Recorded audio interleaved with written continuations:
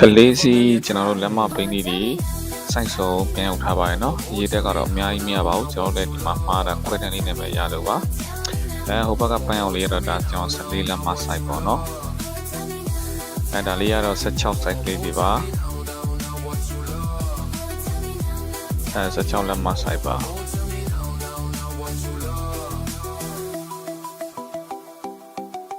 ပါရန်လေးတွေပါတယ်ပေါ့နော်ယောက်ျားလေးရောမိန်းကလေးရောစီလို့ရပါတယ်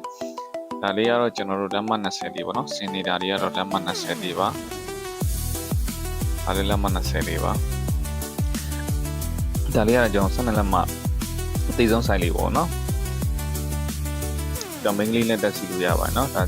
မိမိလေးတက်စီပြန်နေတာလေးပါမိမိလေးကတော့အရှိမတော့ပါဘူးနောက်ပြန်မနေတာပါ12လက်မ14လက်မ16 18 20ပေါ့နော်အမျိုးနည်းပေါ့စိုက်ဆောင်ရောက်ထားတယ်ဒါနဲ့အရေးအတွက်ကတော့အများကြီးမရပါဘူးကျွန်တော်လည်းခွဲတန်းလေးပဲရလို့နည်းနည်းပဲရပါမှာเนาะ